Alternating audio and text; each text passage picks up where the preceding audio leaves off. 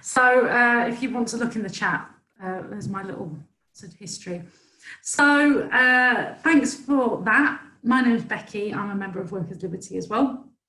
I've been for about 13 years. I am not going to cover quite a lot of the things that have been mentioned: state and revolution, left-wing communism. The thing about Lenin is that his life spans such a important and fast-moving period of history. He wrote a lot and a lot of big ideas about imperialism, obviously about what was happening in Russia in 1917 as well. I'm not going to be able to cover all that, so I'm just really going to focus on what is to be done, because I read it a couple of years ago, and when I read it, I found that it didn't contain anything like what I thought it was going to contain. And I think it's a text that's it's contributed to quite a lot of popular misunderstandings and myths about Lenin, particularly about his concept of party organisation. So what is to be done is used as a text that's supposed to be a kind of founding document, blueprint for all time for how revolutionary parties should organise, and it contributes to a myth that a revolutionary party in that model is some kind of tightly organised, centralised, top-down, secretive organisation, not very democratic, and various versions of the myth kind of use that as the so-called original sin for what went wrong with Stalinism, how Russia's 1917 revolution turned into a counter-revolution and a dictatorship. So people kind of read back from what happened, the tragedy of what happened with the counter-revolution after the 1917 revolution. People read back from the Stalinist state machine as if all of this had its founding document in What Is to Be Done, which Lenin wrote in 1902. So that's how I was kind of, because you can't escape it, that's kind of where I was coming at what is to be done from.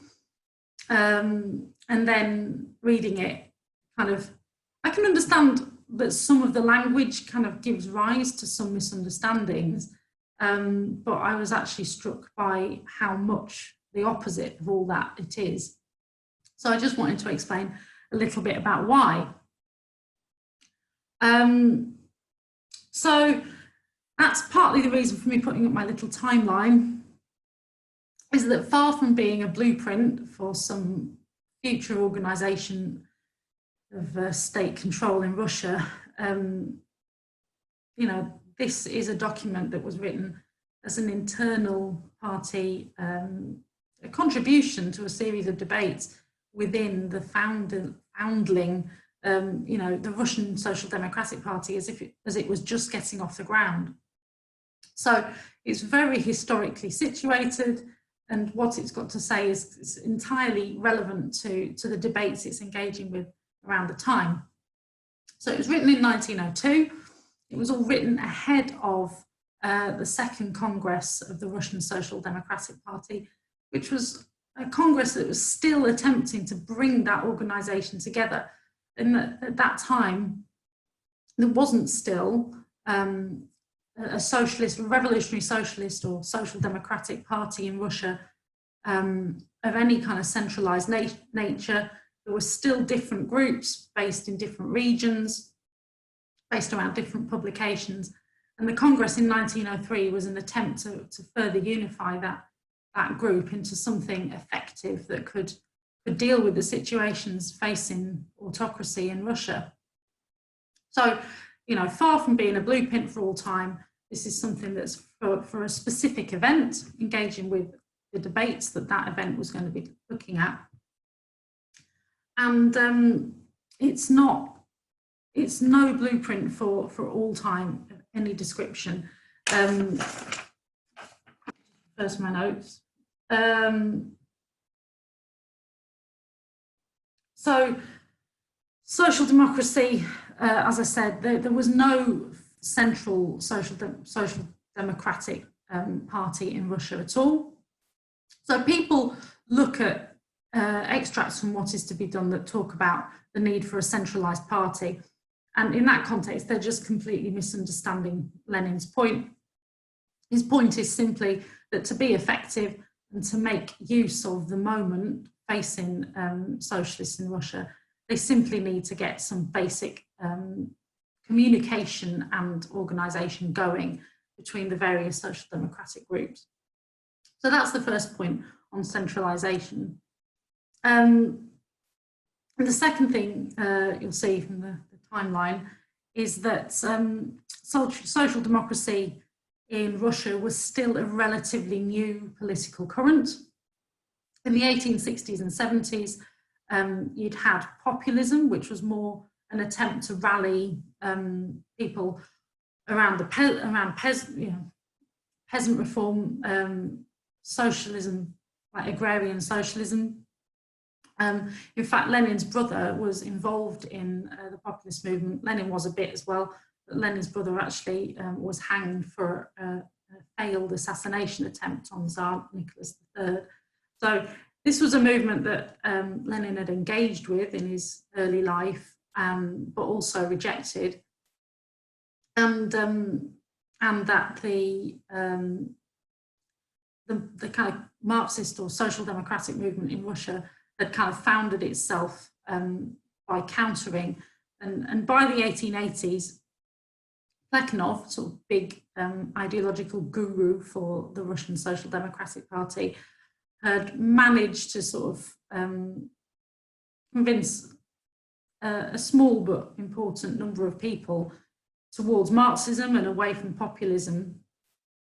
But it was still a very new political current.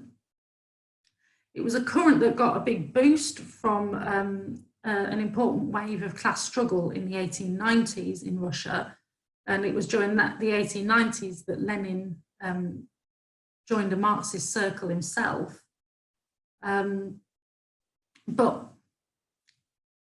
the ideological debates going on within What Is to Be Done, which Lenin is talking about, a lot of it is a challenge to so-called economism, or maybe more accurately, it would be described as kind of revisionism, an attempt by some people within the Russian Social Democratic Party to wind back from a kind of revolutionary ideology and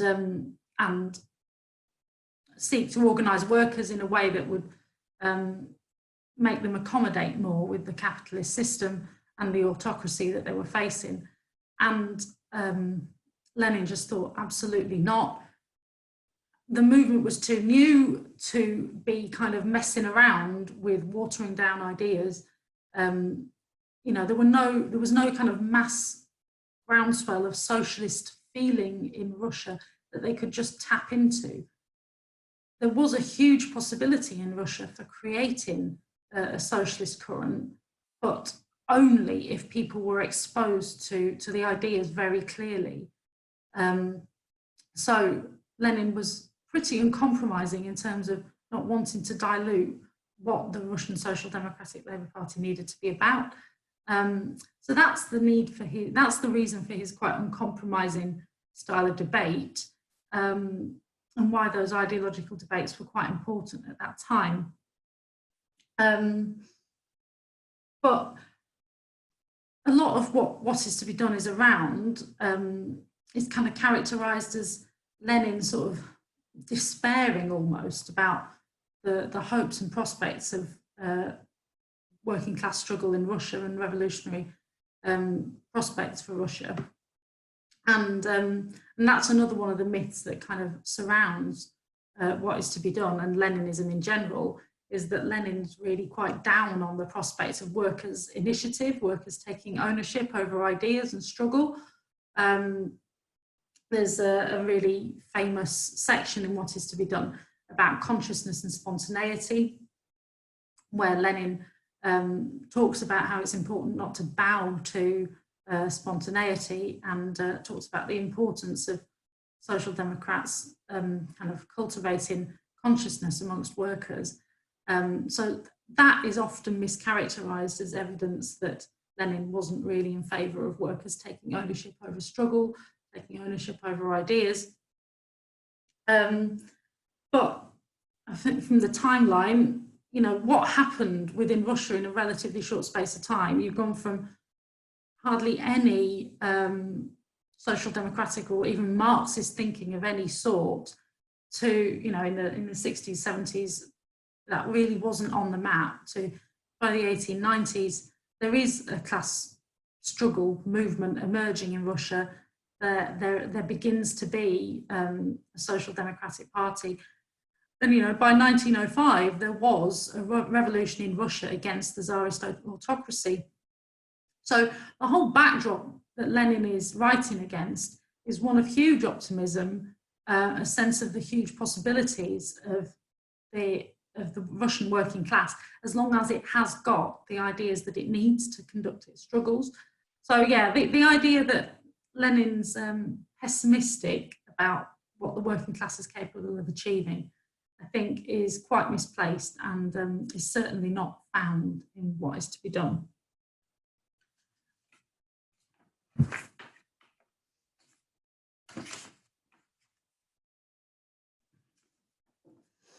There's a few other myths that circulate around what is to be done, and some of those have been quite usefully dispelled by this lovely book.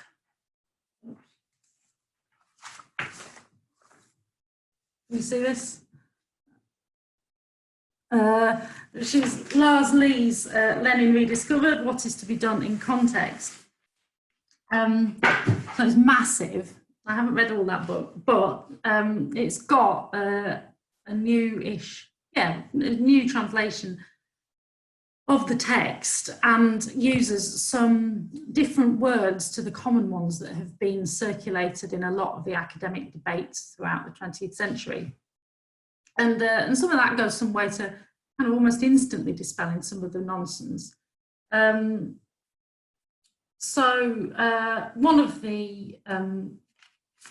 of the things that gets talked about a lot is this idea. There's a word in there that sounds almost identical to conspiratorial. And Lars Lee talks about how this idea of a conspiratorial party organisation is just almost certainly a lazy translation of a word that doesn't really have a direct English equivalent. So the Russian word looks a bit like the word conspiratorial. So an easy English translation is to just translate that into the word conspiratorial.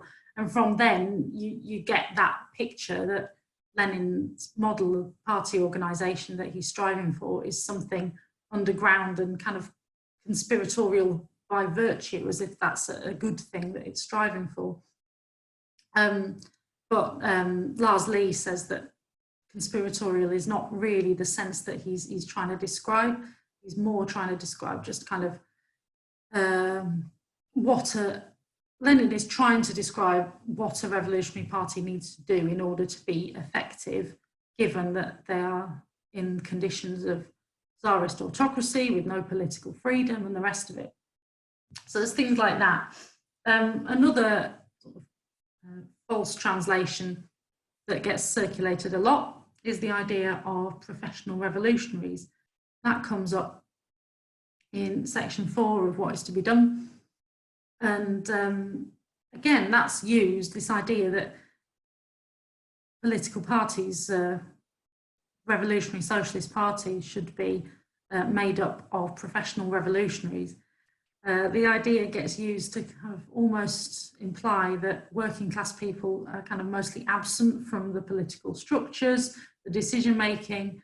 It lends itself to a bit of an elitist concept of party organisation. You know, a few enlightened workers, or not even workers, a few enlightened intellectuals are going to be studying away, working away, while the masses, in ignorance of all that, are going to be the ones bringing about the revolution. But it's all a bit of a misnomer. So again, Lars Lee says that the translation for that would be more something like that revolutionaries should be revolutionaries by trade. So that kind of undoes all this idea of the elitism behind the idea.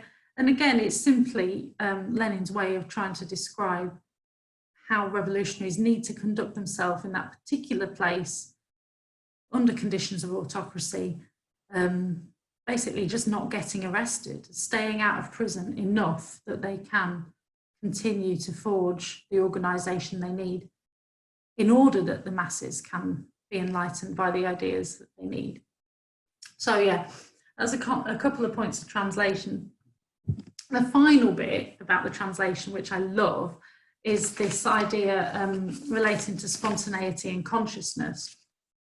So yeah, we hear a lot this idea that Lenin said that he was kind of critical of his opponents that he was writing against, because he said that they were advocating that people bow to spontaneity. And yeah, as I've said, this was kind of characterized as if Lenin just mistrusted the masses, didn't take seriously their initiative. But the point of translation that Lee makes is that, again, there's no real equivalent in English to the word spontaneity. It's it has a particular meaning in spontaneity means something particularly in English, which is kind of got positive connotations, and Lenin talking against that almost sounds like he is doing some, he is doing the workers a disservice by suggesting that spontaneity is a bad thing. But the real meaning, if there is one, of spontaneity that Lenin is writing against, is something more like knee-jerk, or just doing something automatically or unthinkingly. So what Lenin is saying is, don't make a virtue of just acting politically but unthinkingly, without consciousness, without what he uses, the term he uses is, Lars Lee talks more about purposiveness. So on one hand, you've got kind of unthinking, undirected political action, and he's saying that the better alternative to that is so-called conscious political struggle, or maybe more accurately kind of purposive political struggle. Like, so I think this is this kind of blew my mind when I first heard it. Maybe this is just me. So to me, it's just so the opposite of the idea you get sold about Lenin. I think this idea of struggling with purposiveness or consciousness, whatever you want to call it, but trying to create a movement that's conscious of its political role, conscious of the possibilities and the role it can play in overthrowing Tsarist autocracy, replacing it with a socialist society. What more liberated idea can there be than Lenin thinking that the working class in Russia is capable of building such a movement? I think it's hugely positive about the capabilities of the working class, and actually quite the reverse, quite down on the working class, to think that all that the working class in Russia or anywhere is capable of doing is struggling on the immediate economic questions of the day, only struggling over issues that kind of arise, issues of struggle that arise kind of spontaneously within capitalism, within the workplace or whatever. So yeah, I feel like I've talked for a very long time. I probably haven't, but just talking into my screen, I feel like I talked for quite a while, so I probably ought to stop. But yeah, that's the message I wanted to kind of leave it with, is that I think the idea of imbuing workers with a political sense of their purpose and possibilities is really what is to be done is about making sure that within Russia they had an organisation that was capable of doing that, and that they had ideas that were sharp enough of being able to convince people. And yeah, I just think it's completely the opposite of all the conspiratorial stuff. What could be more positive than just talking about ideas and hoping to be able to convince people of them. So yeah, I'll leave it there and hear what you have to say. Thank you. There's loads of good books, obviously. Lenin's own. One of the things I read to remind myself what was going on in preparation for tonight was this.